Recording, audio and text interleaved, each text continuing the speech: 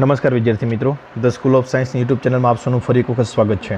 આજે આપણે ધોરણ 12નું ચેપ્ટર નંબર 7 એસી પ્રવાહ એટલે કે પ્રત્યાવર્તી પ્રવાહની શરૂઆત કરીએ. મિત્રો, અત્યાર સુધી તમે ચેપ્ટર નંબર 1 થી 6માં જે પણ તમે પ્રવાહ જોયો એ ડીસી પ્રવાહ હતો. એ જે પ્રવાહ જ્યાંથી આવતો હતો એ ડીસી બેટરીમાંથી આવતો હતો. મિત્રો, ડીસી એટલે શું? તો કે ભાઈ ડીસી પ્રવાહ એટલે ડાયરેક્ટ પ્રવાહ. ડાયરેક્ટ એટલે કે એમાં બેટરી તમે આવી રીતે દર્શાવતા હતા. એનો મતલબ એમ કે ભાઈ તમારો જે છેડો ધન હશે એ ગમે ત્યારે ધન જ રહેશે, જે છેડો ઋણ હશે એ ગમે ત્યારે ઋણ જ હશે. એના જેટલા વોલ્ટેજ હશે એ વોલ્ટેજ એના કેવા રહેશે? ફિક્સ રહેશે, સમય સાથે બદલશે નહીં. હા, અમુક સમય એ વોલ્ટેજ સમય જતાં જેમ ઓછા થતા જાય, પરંતુ સતત નહીં બદલે. એમાં ઘટાડો થશે કે જ્યારે એ સેલ, આપણે સામાન્ય રીતે ઘડિયાળનો સેલ હોય એ ડીસી બેટરી હોય, એમાં જે છેડો ધન હોય એને ધન જ આપવો પડે, ઋણ છેડો એ ઋણ જ આપવો પડે. એને તમે ઉલટો સેલ જોડો તો કાર્યરત થાય નહીં. એટલે ડીસી છે એ કેવો છે? ડાયરેક્ટ કરંટ છે. એનો ધન છેડો ધન અને ઋણ છેડો ઋણ, અને સમય જતાં એમાં વોલ્ટેજ ઘટતા જાય પણ સતત ન બદલે. એ બહુ લાંબા સમય ઓછા થાય, એટલે અચળ છે એવું જ કહી શકાય ટૂંકમાં. જ્યારે આપણા ઘરે જે પણ ઇન્સ્ટ્રુમેન્ટ છે, તમારી ઘરે ટીવી છે, ફ્રીજ છે, એ બધા જ એસી પ્રવાહ પર કાર્યરત કરે છે. કયા પ્રવાહ પર કાર્ય કરે છે? એસી પ્રવાહ. એસી એટલે અલ્ટરનેટિંગ, સી એટલે કરંટ, અને અહીંયા ડાયરેક્ટ કરંટ, અલ્ટરનેટિંગ કરંટ. અને ઉલટ સુલટ પ્રવાહ કહેવામાં આવે મિત્રો. ઉલટ સુલટ પ્રવાહ પણ કહેવામાં આવે, અથવા તો પ્રત્યાવર્તી પ્રવાહ પણ કહેવામાં આવે. એસી પ્રવાહના ઘણા બધા નામ છે. અલ્ટરનેટિંગ, ઉલટ સુલટ પ્રવાહ, ડાયરેક્ટ કરંટ. આ ડાયરેક્ટ કરંટ છે મિત્રો, આ ઉલટ સુલટ પ્રવાહ. એમાં શું હોય છે? તો કે એમાં સમય સાથે સતત બદલતા વોલ્ટેજ હોય છે. આમાં વોલ્ટેજ કેવો હોય? ફિક્સ. આમાં સમય સાથે સતત બદલતા હોય છે. તમે આપણે કોઈ પણ તમારે ઇન્સ્ટ્રુમેન્ટ શરૂ કરવું હોય, એને તમે પિન જ્યારે આપણા બોર્ડની અંદર, સ્વિચની અંદર જે પિનમાં નાખો, એને તમે આ બાજુ પિન નાખો કે આમ પિન નાખો, એ બંને એક સમાન જ, એમાં એનાથી કંઈ ફેર નહીં પડે. કેમ? તો કે ભાઈ બોર્ડનું તમારું જે પણ પ્લગ છે, આ તમારું બોર્ડ છે, આ બોર્ડનું જે પણ પ્લગ છે એ આ છેડો અને આ છેડો હંમેશા ધન, આ છેડો ઋણ એવું નથી. ઘડીક આ ધન થાય ત્યારે આ ઋણ, આ ધન થાય ત્યારે આ ઋણ, આ ધન થાય ત્યારે આ ઋણ, એવી રીતે સતત બદલતા હોય છે. આપણા ઘરે જે લાઇટ આવે છે એમાં 50 વખત, 1 સેકન્ડની અંદર 50 વખત આ ધન ઋણ ચેન્જ થઈ જાય. અને ધન ઋણ ચેન્જ થવું એવું જ નહીં, પરંતુ એના મૂલ્યમાં પણ વધારો થાય. દાખલા તરીકે આ પ્લસ 240 હોય તો આ માઇનસ 240 હોય. હવે આમાં ધીમે ધીમે ઘટાડો થાય, પ્લસ 230, પ્લસ 220, આમાં પણ ઘટાડો થાય. પછી આ એક સમયે 0 થઈ જાય ત્યારે આ પણ 0 થઈ જાય. ત્યાર પછી આનું -10 તો આ +10, ટૂંકમાં આ -20 તો આ +20. એવી રીતે સતત વોલ્ટેજ કેવા હોય છે? બદલતા હોય છે, સમય સાથે સતત બદલતા હોય છે. એવા પ્રવાહને, સમય સાથે બદલતા પ્રવાહને શું કહેવામાં આવે છે? અલ્ટરનેટિંગ પ્રવાહ, ઉલટ સુલટ પ્રવાહ.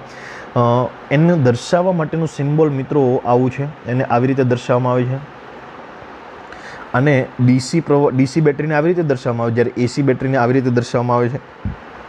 આના જે વોલ્ટેજ છે, વોલ્ટેજ અને પ્રવાહ બંને છે, એસીમાં વોલ્ટેજ અને પ્રવાહ બંને સાઇન એટલે કોસ વિધેય અનુસાર બદલાઈ શકે.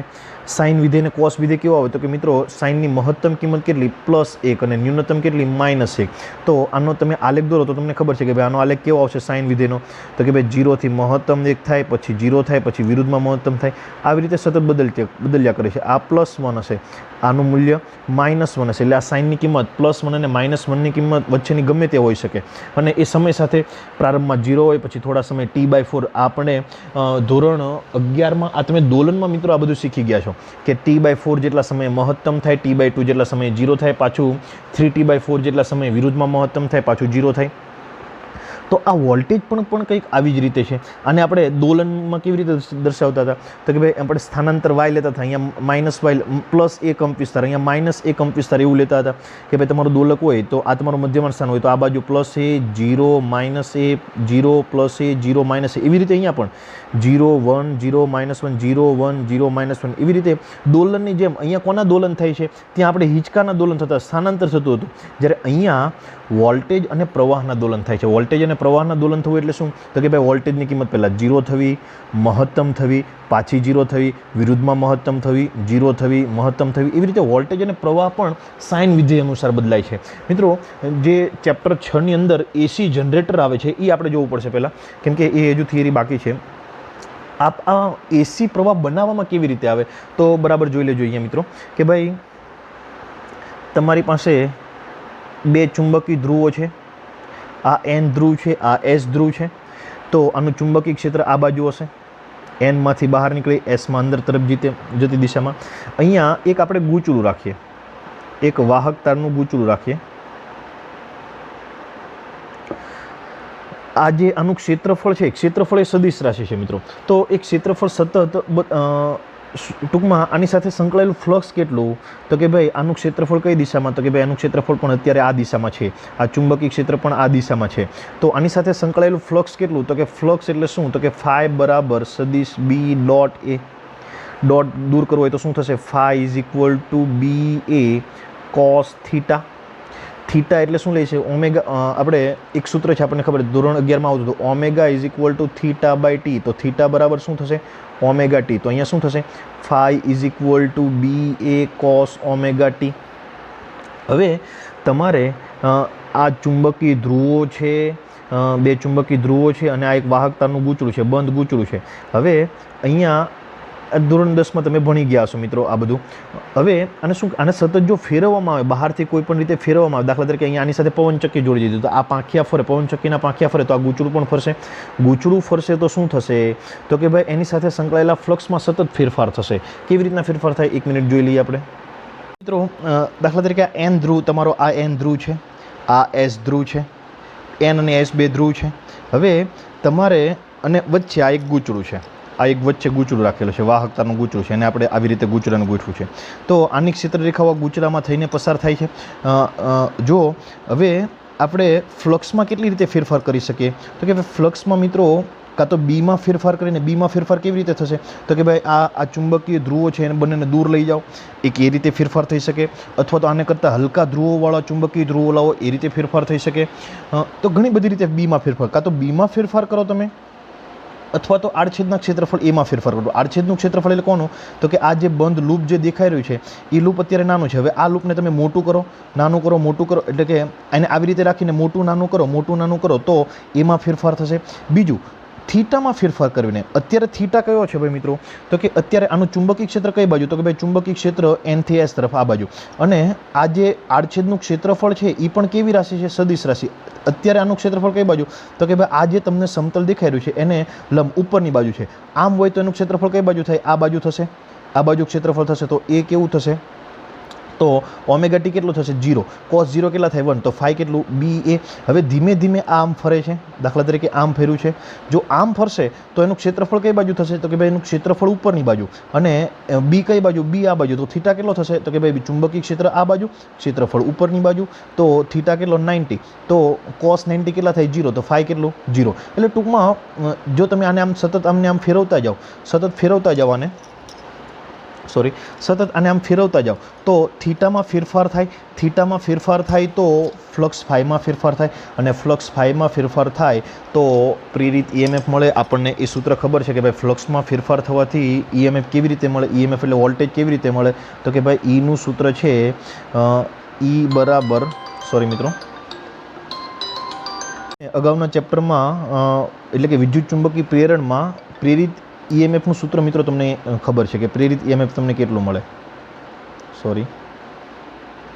તો પ્રેરિત ઈએમએફનું સૂત્ર છે minus d phi by D T,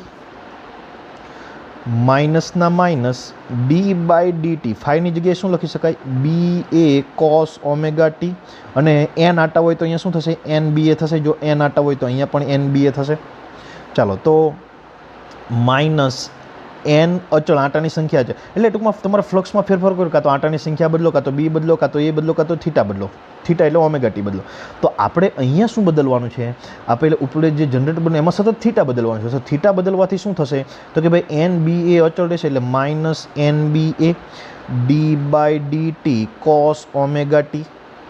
હવે એન બી એ અચળ, કોસ ઓમેગા ટીનું ટીની સાપેક્ષ વિકલન કેટલું થશે, તો કે ભાઈ માઇનસ આ આગળ હતું એમનું એમ, આ એન બી એનું N B A. Cos omega ટીનું શું થાય, તો કે સાઇન ઓમેગા ટી, માઇનસ કે પ્લસ, માઇનસ એટલે ઈ માઇન, આ ઉપરથી માઇનસ આવ્યા એ, અને આ કોસ ઓમેગા ટીનું વિકલનનું માઇનસ એ, એટલે માઇનસ માઇનસ કેવા થઈ જશે, પ્લસ. ઇન્ટુ ઓમેગા ટીનું વિકલન થાય, તો ઓમેગા ટીનું વિકલન શું થશે, ઓમેગા. અહીંયા લખવાને બદલે આપણે અહીંયા લખીશું, તો એન એ બી ઓમેગા ઉપરથી સાઇન ઓમેગા ટી. હવે આ ઓમેગા ટી એટલે કે સમય જેમ જેમ બદલાય તેમ સાઇન ઓમેગા ટી બદલાશે, સાઇન ઓમેગા ટી બદલાશે એટલે પ્રેરિત EMF પણ બદલાશે. આ મૂલ્ય કેવું રહેશે? અચળ. તો આ એને બી ઓમેગાને મિત્રો મેક્સિમમ EM કહેવામાં આવે છે, મેક્સિમમ વોલ્ટેજ કહેવામાં આવે છે. અને અહીંયા શું થશે? Sign omega T. અહીંયા શું થશે? ઈને બદલે આપણે હવે V લખી નાખીએ તો કે V is equal to VM sign omega T. જેમ જેમ સમય બદલે તેમ તેમ આ વિધેય બદલશે. એટલે પહેલાંમાં આપણે શું આપણે દોલનમાં ભણતા હતા Y is equal to A sine theta અથવા તો સાઇન ઓમેગા ટી. તો અહીંયા વાય એટલે શું હતું? સ્થાનાંતર. અહીંયા V એ શું છે? વોલ્ટેજ છે. અહીંયા એ શું હતો? કંપ વિસ્તાર. અહીંયા શું થશે? વોલ્ટેજનો કંપ વિસ્તાર કહેવાશે અથવા તો મહત્તમ વોલ્ટેજ કહેવાશે. અહીંયા આપણે એ એટલે કંપ વિસ્તાર. કંપ વિસ્તારનો મતલબ શું થાય? તો કે મહત્તમ સ્થાનાંતર. એટલે આ બંને સૂત્ર કેવા છે? એક સરખા જેવા છે. આ આપણે સામાન્ય સ્થાનાંતર માટે છે, આ કોના માટે છે? વિદ્યુત સ્થિતિમાન માટે છે. તો અહીંયા વોલ્ટેજ કેવા થશે જુદા જુદા સમયે? તો કે ભાઈ આપણે હજુ એક આનું ડિસ્ક્રાઇબ સ્વરૂપ લખું કે V is equal to VM સાઇનના સાઇન. ઓમેગા એટલે શું થશે? 2π/T into small T. હવે અહીંયા તમે જો 0 લ્યો, પ્રારંભમાં તમે 0 લેશો તો સાઇન 2π/T એટલે સાઇન 0 એટલે 0 એટલે V બરાબર કેવું થશે? એટલે કે T બરાબર 0 સમયે V કેટલો થશે? 0 થશે. હવે T બરાબર હું T/4 સમય T/4 સમય લઉં, T/4 સમય. તો અહીંયા શું થશે? T/4 એટલે T કેન્સલ એટલે 2π/4 એટલે π/2 સાઇન π/2 કેવું થાય? 1 એટલે V બરાબર શું થશે? VM થશે. હવે T/2 સમય લઉં, T/2 સમય લઈએ તો શું થશે? T/2 સમય. તો અહીંયા T/2 એટલે T કેન્સલ 2 કેન્સલ એટલે સાઇન પાઈ કેટલા થશે? 0 એટલે V બરાબર કેટલા થશે? 0. T is equal two 3T/4 સમય લો. અહીંયા Tની જગ્યાએ 3T/4 સમય લો એટલે T કેન્સલ એટલે 2 એટલે કેટલા થશે? 3π/2 થશે. અહીંયા ટોટલ કેટલું થશે? 3π/2. 3π/2 એટલે કેવું થાય? -1 એટલે V ઇઝ ઇક્વલ ટુ શું થશે? -VM. તો અને હજુ પાછો T સમય લઈએ તો પાછું કેવું થશે? 0 એટલે 0 VM 0 -VM 0 VM 0 -VM. એવું સતત ને સતત વોલ્ટેજ બદલ્યા કરશે.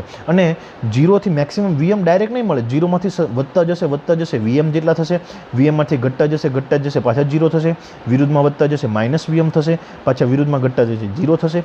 એવી રીતે જેમ અહીંયા આપણો હિંચકો જેમ દોલિત ગતિ કરતો હતો એમ અહીંયા વોલ્ટેજ દોલિત ગતિ કરશે. વોલ્ટેજ 0માંથી મહત્તમ થશે, પાછા 0 થશે, વિરુદ્ધમાં મહત્તમ થશે, 0 થશે. તો એવી રીતે આ જે બેટરી તમને દર્શાવી છે AC બેટરી, અહીંયા તમને વોલ્ટેજ મળશે. એ વોલ્ટેજનું અહીંયા તો ડાયરેક્ટ V, કેમ કે એ બદલતો નહોતો, સમય સાથે બદલતો નહોતો. જ્યારે અહીંયા જે તમને વોલ્ટેજ મળશે એ સમય સાથે બદલશે. અને આવી રીતે લખી શકાશે V is equal to VM sign omega T. ખાસ યાદ રાખજો મિત્રો, અહીંથી જ AC પ્રવાહની શરૂઆત થશે. ચાલો હવે બીજું તમને પ્રસ્તાવના આખું જે તમને સમજાવ્યું છે મિત્રો AC જનરેટર, એ તમને મુકેશભાઈ 2-3 દિવસની અંદર જ એમનો લેક્ચર આ ટોપિક આવી જશે એટલે એ તમને સમજાવી દેશે. પરંતુ તમે અગાઉ થોડું સમજી ગયા. ચાલો હવે કંઈ વાંધો નહીં. હવે આગળ તરફ વધીએ તો V is equal to VM sign omega T આ AC માટેનું સૂત્ર છે. બીજું કે આપણે ACની જરૂરિયાત શા માટે થઈ? આપણા ઘરે શું કામ AC શું કામ આવે? તો કે ભાઈ એક કારણ એ છે કે AC જે પ્રવાહ છે એને ટ્રાન્સફોર્મર દ્વારા, AC વોલ્ટેજ છે એને ટ્રાન્સફોર્મર દ્વારા વધારી ઘટાડી શકાય. તમારા વાડીએ કોઈ TC હશે અથવા તો તમારા ગામમાં કોઈ TC હશે, એ TC દ્વારા તમારે જેટલા વોલ્ટેજ રાખવા હોય એટલા તમે મેળવી શકો. એટલે કે અલગ અલગ જરૂરિયાત પ્રમાણે આપણે એમ કહીએ કે ભાઈ 2 ફેઝની લાઇન એટલે 440 વોટની છે અને 220ની છે, TCની ઉપરની લાઇનમાં ક્યારેય કાંકડી ન નખાય એવું બધા કહે. કેમ ન નખાય? તો કે ભાઈ એમાં વધારે વોલ્ટેજ હોય. એ વધારે વોલ્ટેજ કેવી રીતે કરવામાં આવે, ઓછા વોલ્ટેજ કેવી રીતે કરવામાં આવે, ટ્રાન્સફોર્મરના પ્રકાર કેટલા, જ્યાં પાવર સ્ટેશન હોય ત્યાં કયું ટ્રાન્સફોર્મર હોય, આપણા ઘર પાસે હોય એ બંને ટ્રાન્સફોર્મર એક જ હોય કે અલગ અલગ હોય, એ કેવી રીતે બનાવવામાં આવે, એની અંદર શું હોય, એ બધું જ આપણે આ ચેપ્ટરમાં ભણવાનું છે. કેવી રીતે વોલ્ટેજ વધારે. પછી પેલા વેલ્ડિંગ કરવા આવે ત્યારે એની સાથે એક પેટી હોય છે, એ પેટી એ શું છે? એ ટ્રાન્સફોર્મર જ છે. એ કેવી રીતે કાર્ય કરે છે, એ શું કામ એ પેટી રાખવામાં આવે, એ બધું જ આપણે આ ચેપ્ટરની અંદર જોવાનું છે. તો શરૂઆત કરીએ મિત્રો. તમને ખબર પડી ગઈ કે ભાઈ AC પ્રવાહને તમારે બેટરી દર્શાવી હોય તો એને અહીંયા કેમ આપણે V લખવું, એમ અહીંયા V ના લખી શકાય. અહીંયા તમારે VM સાઇન ઓમેગા ટી અને સાઇનવાળું સૂત્ર લગાડીને કહેવું પડે, કેમ કે એ વોલ્ટેજ સાઇન વિધેય અનુસાર બદલાય છે. મહત્તમ VM થી -VM, મહત્તમ VM થી -VM. સાહેબ 10 વડે ન દર્શાવે? નહીં, 10 વડે ન દર્શાવે. કેમ? તો કે ભાઈ 10ની ઓછામાં ઓછી કિંમત કેટલી? 0 અને મહત્તમમાં મહત્તમ કિંમત કેટલી? ઇન્ફાઇનાઇટ. જ્યારે આમાં કેટલું? તો કે ભાઈ -1 થી +1 એટલે તમારે Vની જગ્યાએ VM અને -VM એની વચ્ચે જ દોલિત ગતિ કરે. જ્યારે 10 કોટમાં એવું થાય નહીં. કોસ લખી શકાય, પરંતુ કોસમાં મહત્તમ 0, એમાં મહત્તમથી શરૂ થાય, સાઇનમાં 0થી શરૂ થાય. ચાલો હવે જોઈએ કે ભાઈ એસી વોલ્ટેજ તમારે અવરોધને આપવાના છે. અવરોધનું એસી જોડાણ, માત્ર અવરોધનું એસી જોડાણ, બરાબર ધ્યાન રાખજો મિત્રો, માત્ર અવરોધનું એસી જોડાણ. તમે એક એસી બેટરી લો. એસી બેટરીને કેવી રીતે દર્શાવાય આપણને ખબર છે કે આ એસી બેટરી છે, એને માત્ર અવરોધ સાથે જોડવાની છે. કોની સાથે જોડવાની છે? અવરોધ સાથે. અવરોધને આવી રીતે દર્શાવવામાં આવે છે, તમને બધાને ખબર છે. ચાલો, તો અવરોધને આર વડે દર્શાવવામાં આવે. અહીંયા શું લખાશે? વી, પરંતુ વી બરાબર શું લખાશે? વી એમ સાઇન ઓમેગા ટી. હવે આ એસી પ્રવાહને લીધે અવરોધ આરમાંથી પ્રવાહ અચળ પસાર થશે કે ઓછો પસાર થશે? તો કે ભાઈ આપણે ઓહમના નિયમ પ્રમાણે જોઈ ગયા કે ભાઈ જેટલા વોલ્ટેજ વધારે એટલો પ્રવાહ વધારે, એટલે વોલ્ટેજ સમય સાથે બદલાય તો આમાં પ્રવાહ પણ સમય સાથે કેવો થાય? બદલાય. પરંતુ આપણે દર્શાવવું હોય તો એને આ રીતે દર્શાવી શકીએ, વી એમ સાઇન ઓમેગા ટી બરાબર આઈ આર એવું લખી શકીએ. ચાલો, તો આરને આ બાજુ જવા દઈએ તો શું થશે?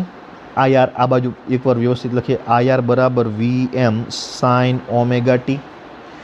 ચાલો, તો આરને પેલી બાજુ જવા દઈએ તો આ આઈ બરાબર શું થશે? V M by R sine omega t, અથવા તો આખાના છેદમાં લખો, અહીંયા લખો તો પણ ચાલે. ચાલો, વીએમ એ ફિક્સ કિંમત છે. વીએમ એ કેવું થશે? મેક્સિમમ વોલ્ટેજ તમને કેટલા મળી? આર એ ફિક્સ કિંમત છે, તો વીએમ બાય આર આપણે ઓહમના નિયમનું સૂત્ર શું? તો કે I is equal to V by R. તો અહીંયા વીએમ બાય આર છે, તો વીએમ બાય આરની જગ્યાએ શું લખી શકે? જો વી બાય આર બરાબર આઈ થતું હોય તો વીએમ બાય આર બરાબર શું લખી શકાય? તો કે ભાઈ આઈ એમ મેક્સિમમ પ્રવાહ. તો અહીંયા શું સૂત્ર બનશે? I is equal to I M sine omega T. I is equal to I M sine omega T. અહીંયા વોલ્ટેજ શું હતું? V is equal to V M sine omega T. મિત્રો, આ જે સૂત્ર છે એ ડીસી જેવું જ છે. આ જે સૂત્ર છે ડીસીમાં I is equal to V by R થાય, પરંતુ આ જે સૂત્ર છે એ ડીસી જેવું નથી. આઈમાં સતત ફેરફાર થાય છે. કેમ ફેરફાર થાય? તો કે ભાઈ વીમાં સતત ફેરફાર થાય. અહીંયા સમય બદલશે તો આઈ બદલશે, એવી જ રીતે અહીંયા સમય બદલશે, આઈ બદલશે. હવે બીજું મિત્રો કે અહીંયા વોલ્ટેજ અને પ્રવાહ એનો આલેખ દોરવો હોય તો કેવો થશે? બંનેને એક જ આલેખમાં દર્શાવીએ. આ આલેખ ખૂબ અગત્યનો છે મિત્રો, ખાસ ધ્યાન આપજો આ આલેખમાં. સૌપ્રથમ હું આઈનો આલેખ દોરું, આઈ વિરુદ્ધ સમયનો આલેખ દોરું, તો સાઇન વિધેય અનુસાર આવું જ થશે કે ભાઈ અહીંયા 0, અહીંયા મેક્સિમમ આઈ એમ, અહીંયા વિરુદ્ધમાં મેક્સિમમ માઇનસ આઈ એમ. 0 સમયે 0 હશે, T/4 સમયે સાઇન ઓમેગા ટી એટલે T/4 સમયે એ મહત્તમ થશે, પછી ફરી પાછો 0 થશે, ફરી પાછો એ વિરુદ્ધમાં મહત્તમ થશે. આ રીતે બદલાશે. સમજ પડે છે મિત્રો? હવે આ સમય કેવો હશે? તો કે T/4 સમય, કેમ કે T/4 સમયે સાઇન મહત્તમ થાય. પછી આ સમય કેવો હશે? T/2 સમયે સાઇન 0 થાય, એટલે આઈ પણ 0 થશે, કેમ કે આને તો સીધો સાઇન સાથે સંબંધ છે. અહીંયા આ કયો સમય હશે? આ કયો સમય હશે? આ સમય તો કે 3T/4. આ કયો સમય હશે? T. આ કયો સમય હશે? 0. આવું સતત ને સતત શરૂ રહે છે. મારે વીનો આલેખ દોરવો હોય તો અહીંયા આ કઈ અક્ષ છે? વાય અક્ષ છે, આ એક્સ અક્ષ છે. હવે જો મારે વીનો આલેખ દોરવો હોય તો આ 0, આ મેક્સિમમ વીએમ, આ મિનિમમ વીએમ વિરુદ્ધમાં મેક્સિમમ, એ પણ સાઇન વિધેય અનુસાર બદલાય, એટલે એ પણ 0, T/4 સમય, T/2 સમય, 3T/4 સમય, T સમય, એ પણ અહીંયા 0, એ પણ T/4 સમય મેક્સિમમ થશે, એ પણ T/2 સમય 0 થશે, એ પણ 3T/4 સમય વિરુદ્ધમાં મહત્તમ થશે, T સમય 0 થશે. એટલે કહેવાનો મતલબ એમ કે ભાઈ T બરાબર હું 0 સમય લઉં, T બરાબર 0 સમય લઉં તો અહીંયા સાઇન 0, આ અહીંયા પણ સાઇન 0, એટલે આઈ પણ 0 અને વી પણ 0. જો બંનેમાં છે T બરાબર 0 સમય આઈ પણ 0 અને વી પણ 0. બીજું T/4 સમય લે તો સાઇન પણ મહત્તમ, T/4 સમયે સાઇન પણ મહત્તમ, અને અહીંયા પણ એ જ છે, અહીંયા પણ T/4, અહીંયા પણ સાઇન વિધેય છે, એટલે આ પણ મહત્તમ. એટલે T/4 સમયે જ્યારે આઈ મહત્તમ થાય છે ત્યારે વી પણ મહત્તમ થાય છે, આઈ મહત્તમ થાય ત્યારે વી પણ મહત્તમ થાય છે. T/2 સમય લઉં તો સાઇન 0 થાય, અહીંયા પણ સાઇન 0 થશે, ત્યારે આઈ પણ 0 અને વી પણ 0. આ બંને આલેખને મારે એક જ આલેખમાં દર્શાવવા હોય તો હું આવી રીતે દર્શાવી શકું. તો મારે 2 સ્કેલ આપવા પડશે મિત્રો, ખાસ ધ્યાન આપજો.